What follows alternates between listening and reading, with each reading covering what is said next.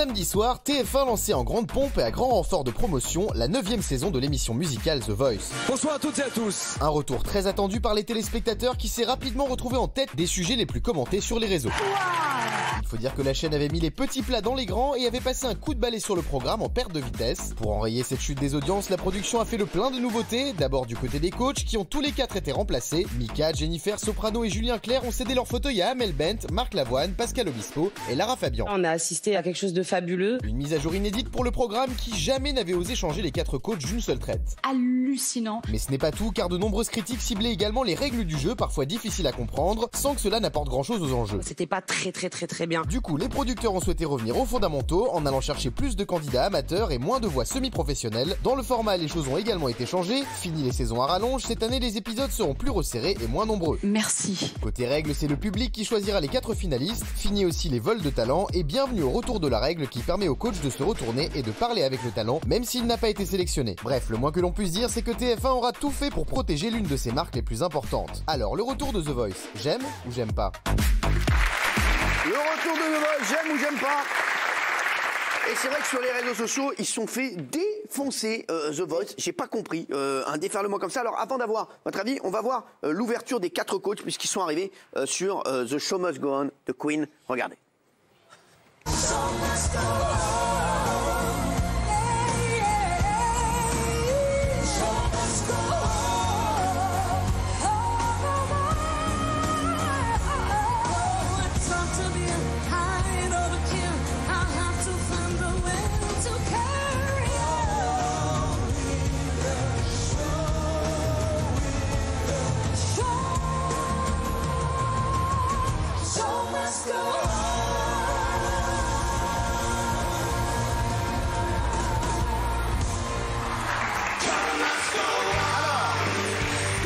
The Voice, j'aime ou j'aime pas. On va démarrer par Kelly, vous aimez? Bah moi j'aime parce que justement je trouve qu'ils ont fait l'effort de changer ce que le public n'aimait pas dans le passé et je trouve que justement on voit les modifications et moi ça me plaît de plus en plus et le jury je l'ai trouvé au top. Ouais, mais alors et le jury, les gens n'ont pas du tout accroché. Les réseaux sociaux. Moi j'ai adoré. Moi, alors oui, Guillaume Janton. Moi, je trouve que l'émission, elle est beaucoup trop axée sur les coachs. Dès l'ouverture de l'émission, on nous vend Pascal Obispo, Lara Fabian, Marc Lavoine, etc. Ils essaient de créer une fausse humeur entre les coachs dès le début où ça se vanne, ça se fait des blagues. Je trouve que ça sonne très faux. Et c'est plus centré sur les talents. Et moi, j'ai un autre problème avec The Voice, c'est que ça fait 2-3 saisons qu'on n'a aucun talent qui a été révélé par The Voice, comme ça a été le cas il y a quelques années avec Kenji, Lohan, etc. C'est vrai qu'on a qui a gagné la saison 8? Qui a gagné la saison dernière? Non. Merci. Qui a gagné la saison d'avant? C'est pas toujours ceux qui gagnent qui sont médiatisés. Mais les qui avait l'année dernière explosé. Regarde là celui-ci, le petit belge, on le verra. Qui avait l'année dernière? Je me souviens. Après, c'est la faute à personne. Non, mais c'est vrai que ça fait 2-3 ans qu'il n'y a plus de gros talents qui sortent de The Voice. Moi, j'ai trouvé le jury exceptionnel. Alors, il y a eu un premier clash entre Pascal Obispo et Amel Bent. Ils sont pas du tout d'accord sur un talent. Et j'ai trouvé que c'était la première fois qu'on avait comme ça des joutes verbales comme ça dans The Voice. Voilà, alors qu'avant, c'était plutôt plat. Moi, c'est que j'ai bien aimé. À un moment donné, je me dis, mais comment elle va faire quand il va falloir qu'elle chante, par exemple, une chanson de Léo Ferré? Mais Pascal, excuse-moi, je te coupe parce que je ne peux pas te laisser. Non, mais pardon. Dire ça. Dire à une chanteuse de son niveau, non, mais excuse-moi. de lui demander de déchanter. Non, c'est pas ça, c'est pas ça. C'est The Voice, c'est pas The Parler. Attends, écoute-moi, Amel. Pour moi, qui peut le plus, peut le moins. Qui peut le plus, peut le moins. Amel, je suis pas d'accord avec toi. Qui peut le plus, peut le moins. Est-ce que je peux finir? Je pense qu'elle peut très bien déchirer un Léo Ferré. Mais justement. Non, mais vous allez me laisser finir, oui. Laisse-le, on est dedans, t'es dehors. Oui, donc c'est-à-dire que vous me laissez pas finir. Bah, ça y est, t'as tout dit. Je sais pas si t'es bilingue, mais Laurie Neal, c'est des mots et c'est des grands mots. Laurie Neal, c'est une des plus grandes auteurs de sa génération. Donc déjà, ça c'est une première chose. La deuxième chose. Alors, il y a des gens qui ont dit vraiment très déçus, cela commence très mal, on regarde pas The Voice pour voir des gens s'engueuler. Seule Marc a été timide mais correcte. Et c'est vrai que voilà, je vous le dis, oui, Géraldine. Madame. Valérie, c'est Géraldine. Bonsoir. Bonsoir. Non, moi justement, c'est ce que j'ai aimé. On n'a pas arrêté de dire que c'était un jury de bisounours, qu'ils étaient consensuels, qu'ils étaient tout le temps d'accord. Pour une fois, ils n'étaient pas d'accord. Il y en a un qui disait arrête de chanter et déchante, l'autre qui disait non, je veux que tu chantes et que tu pousses la voix. Pour une fois, on avait des conversations un petit peu techniques. On comprenait pourquoi ils se retournaient ou pas, alors que nous, néophytes, parfois on n'était pas d'accord avec eux, mais au moins il y avait des explications. Et on avait 4 vraies personnalités qu'on peut aimer de façon individuelle et les 4 ensemble fonctionnaient aussi. Bah bravo. Et ils sont revenus en plus aux fondamentaux en enlevant tous les scories qu'ils avaient rajoutés au fil des saisons. Donc peut-être qu'on va à nouveau retrouver Alors Amel Bent, elle a fait le choix à fond. Voilà, pour beaucoup de gens, c'est vrai qu'il y en a qui ont dit qu'elle en faisait trop. Moi, je l'ai trouvée exceptionnelle. Vraiment, pour moi, je pense la meilleure jury qu'on ait eue dans The Voice. Après, voilà, c'est mon avis, mais c'est vrai que les gens n'ont pas accroché comme moi. Enfin, elle n'a pas fait l'unanimité, mais c'est pour ça aussi, parce que c'est une grosse personnalité. Regardez, elle était formidable. Bonsoir. Bonsoir. Je vais commencer par un compliment, ça va paraître bizarre parce qu'on s'est pas retourné. C'était bien, Tom, tu peux être fier de toi. C'était bien. Parce que moi, j'ai trouvé que t'avais une voix... Mais arrête, mais tu sais que j'ai des cheveux quand même maghrébins, merde. T'es juste belle, mais comme jamais. Mon liner a coulé. Mais c'est pas grave, ça y est, on a fini maintenant. T'as fait ce que tu devais faire, tu peux pleurer, tu peux relâcher la pression. Et toi, t'as fini là ou pas? Déchiré. T'as pas fini encore, non? Moi, je peux parler de toi jusqu'à demain. En tout cas, voilà, parce que je t'ai laissé la place, mais il faut vraiment pas falloir que t'exagères. C'est toi qui m'as bloqué? Oh, Dja. Mais non, il n'y a pas moyen, Dja. Ouh, j'adore, j'ai bloqué Pascal. Alors, moi, c'était mon bémol à moi. Même si Pani me manque, j'aime bien le jury. S'il s'embrouille, ça me gêne pas trop, sauf quand il se laisse pas parler. Mais en revanche, j'ai été sidérée du nombre de fois où ils n'arrêtent pas de dire « Oh, mais qu'est-ce que c'était bien, mais qu'est-ce que c'était bien, pourquoi on s'est pas retourné ?»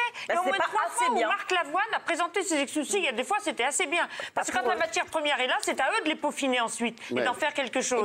Alors, Amel Bent, embêté. Il y en a plein qui ont critiqué sa robe en velours aussi. Je vous le dis, Amel Bent a sorti sa robe la robe du placard de sa grand-mère. J'en peux plus de la robe excentrée de Amel Bent. On dirait presque qu'elle a un 3e sein à cause de son dessous de bras.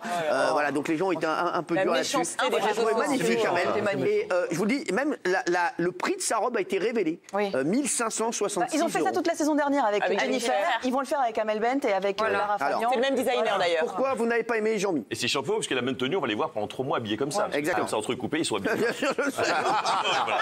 Alors, oui. En tout cas, moi, j'ai détesté parce que voilà, comme chaque année, voilà, il n'y a pas de surprise. C'est des gens qui chantent bien en France. Cette année. Cette année. Voilà, des gens qui chantent bien en France. Ouais, bah, quelle surprise, évidemment. Le jury, encore, qui ne se retourne pas, mais une fois qu'ils se retournent avec la production, ils avancent, c'était fantastique. Crois tes rêves, accroche-toi, etc. Non, tu te retournes pas. Mais tu l'as vraiment vu? Tu chantes comme une merde. Bien sûr, j'ai vu. Pose-moi une question, bien sûr. J'ai regardé. Moi, le seul truc que j'ai apprécié, c'est les frères orthodoxes. J'ai trouvé super bien, mais évidemment, personne ne s'est retourné. Voilà. Et le jury, insupportable. La mayonnaise ne prendra jamais. Lara Fabian, elle est insupportable de donner des leçons à tout le monde. Elle est technique, elle connaît. Vous êtes suicidaire devant la télé, vous vous jetez par la fenêtre. Il est dépressif. Mais il est génial, Marc Lavoine. Il était exceptionnel, Marc Lavoine. C'est le meilleur avec Pascal. C'est le meilleur. Bien sûr. Oh non, franchement. Mais Marc Lavoine, il est très drôle. Il est très drôle. Mais pas du tout. T'as pas vu l'émission. C'est la classe que t'as pas, Jean-Mi. Marc Lavoine, qu'est-ce qu'il y a, Kelly? Qu'est-ce qu'il y a? Marc Lavoine, c'est la classe que tu n'as pas, Jean-Mi. Oh là, alors là, je suis pas d'accord. Les deux sont très classe. Alors je vous le dis. Alors il y a Nikos aussi qui a fait le job. Mais Nikos, il a fait 2 jobs samedi soir. Nikos, il est animateur et community manager de l'émission. Il est tout le temps sur son portable, Nikos. Il n'est plus du tout dans l'émission. Bonjour, comment ça va? Bonjour. Vous allez bien? Vous êtes qui dans la famille? Moi, c'est la mamie. La mamie, elle vient d'où? Je viens de Calais. T'inquiète pas, amuse-toi.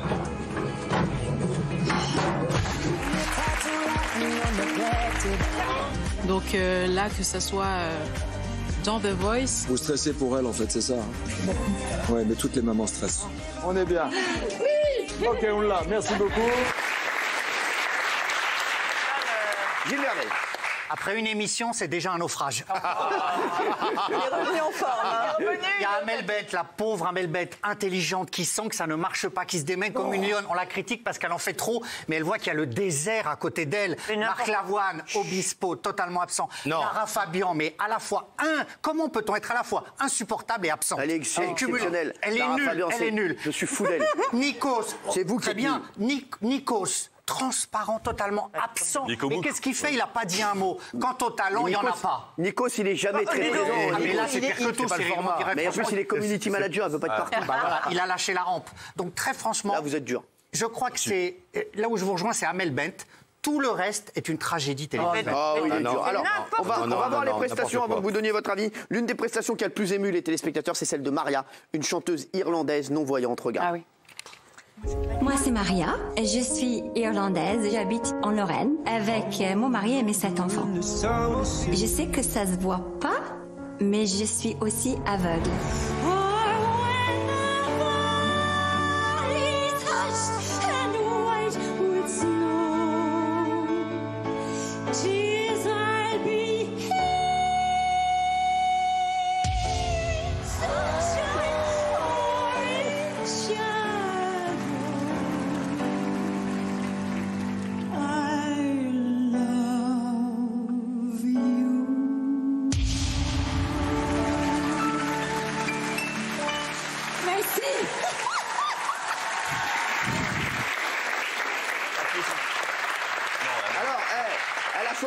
Fabian, comme coach. Elle avait aussi fait l'Eurovision en 1988 pour la Belgique. Vous n'aimez pas pourquoi? Déjà, justement, par rapport à cette présentation, on donne le portrait avant qu'il chante. Donc on vous explique la vie avant qu'il chante. Comme le principe, c'est de se retourner sur simplement une voix, ne nous polluez pas avec leur vie, leur malheur, ce qui leur est arrivé, laissez-les chanter et après mettez le portrait. Et c'est vrai que pour le jury, j'ai adoré Marc Lavoine, j'ai adoré Pascal, et c'est vrai que j'ai eu de le dire, alors que c'est 2 copines, j'ai eu du mal avec les filles, parce qu'effectivement, c'était de la surenchère, et moi, ça m'a dérangé, dans la façon de... Après, ça peut... Après, vous dites l'inverse, vous dites que le jury est terne, qu'il se passe rien. Non, mais sauf qu'on reprochait au jury de ne pas être incisif avec les candidats. Ils ne sont pas là pour se fighter, ils sont là pour donner des conseils à des candidats. Et effectivement, ils peuvent ne pas être d'accord sur le candidat, mais pas s'invectiver. Moi, ça m'a dérangé. Alors, il y a aussi une autre prestation qui a été très commentée sur Twitter, c'est celle d'Antoine. Il fait d'ores et déjà figure de grand favori de la compète. Regardez.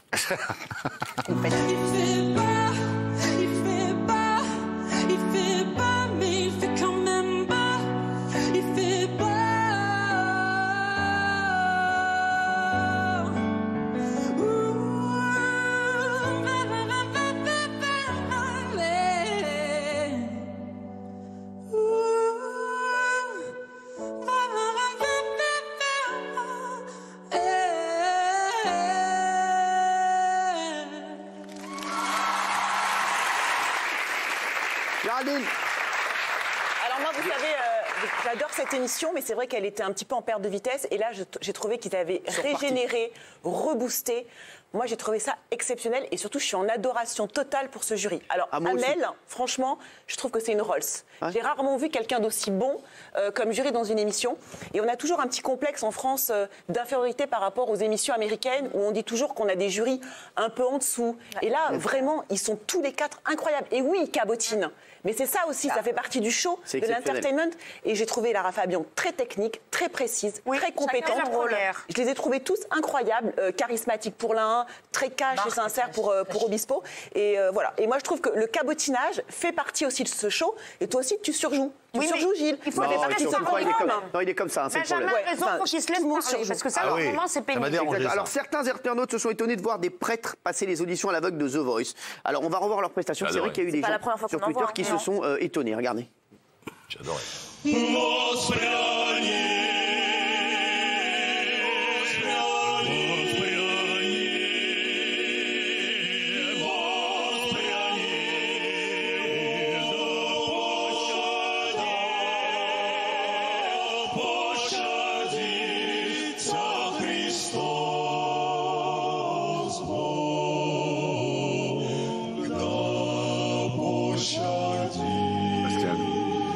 Comment tu peux coacher ça?